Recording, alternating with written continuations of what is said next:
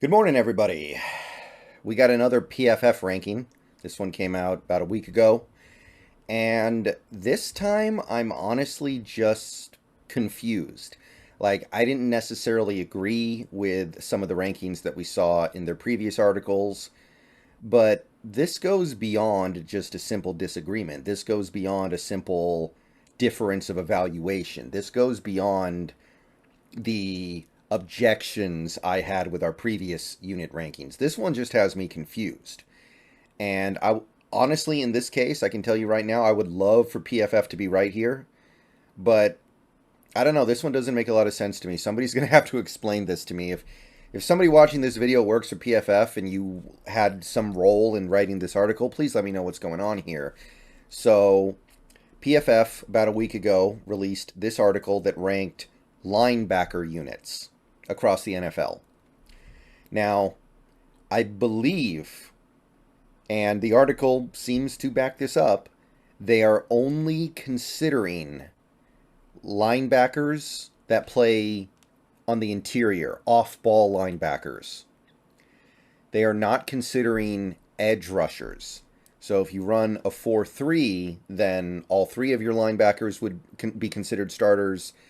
But if you run a 3-4, which the Seahawks for the moment are mostly doing, you've only got the two guys in the middle. The edge rushers are not included here. I didn't see any mention of any of the Seahawks edge rushers in this article.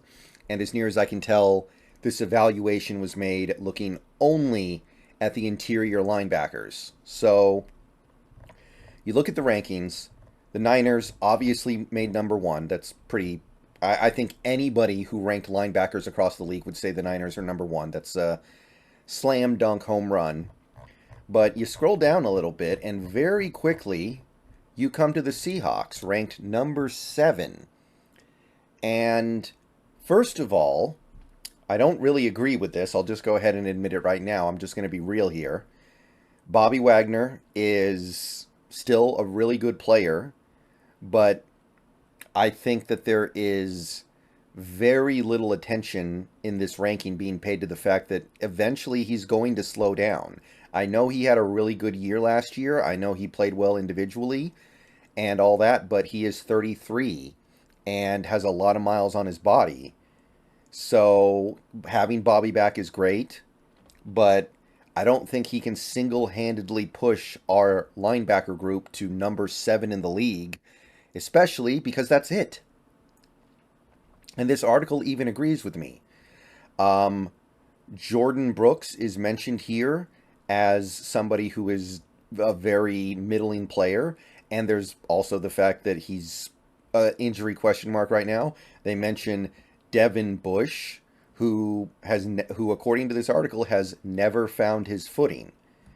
And then the article ends, and here's the thing that really confuses me about this one and leaves me just kind of wondering if maybe PFF made a mistake. If either were to have a breakout season, they could combine with Wagner to form an elite group. It just seems unlikely given their track records.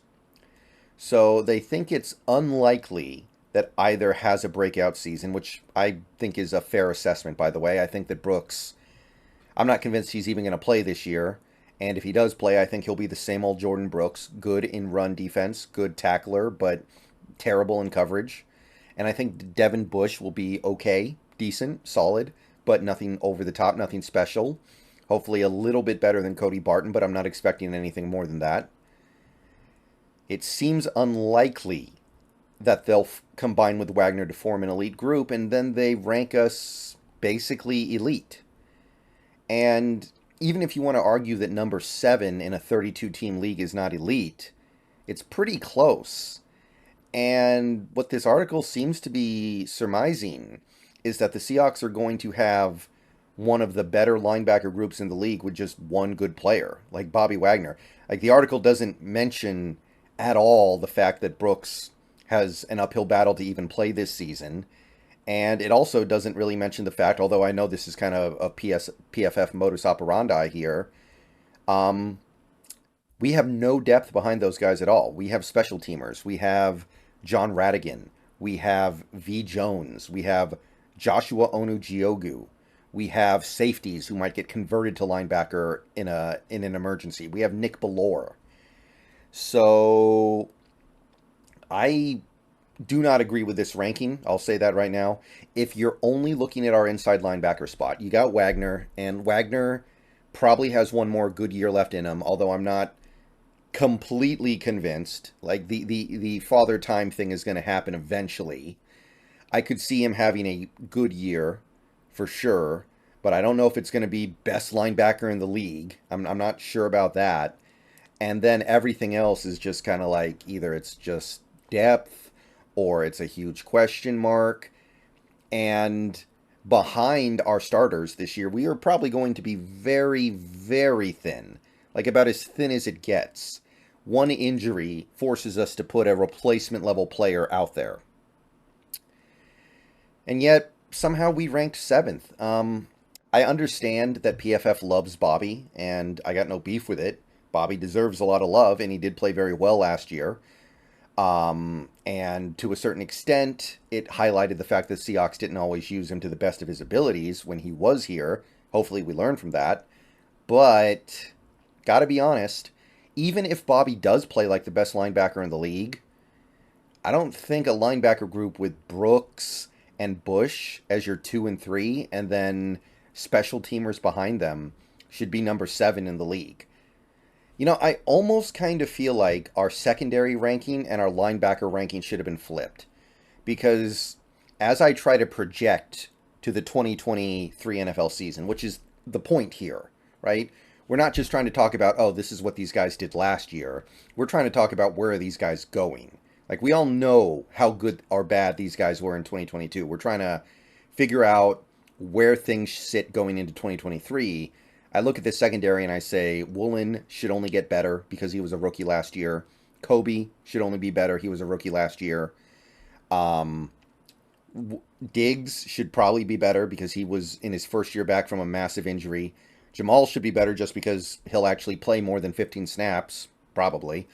And I put that all together and I'm like, yeah, I can understand why the secondary looks mediocre as of now, but by the time we get to the season, it could be around top 10. By the time we actually start playing the games and we see the improvements these guys have made and we see the impact that a guy like Witherspoon's having as a top 5 pick that brings a lot of good stuff to the table, yeah, I could see that secondary being like the 7th best secondary in the league, but linebacker being 17th, I would honestly not be unhappy with that. Like, if our inside linebacker core, again, this is not counting the edge rushers, if those guys were 17th, which is where PFF ranked our secondary, I would be like, okay, I'll live with that.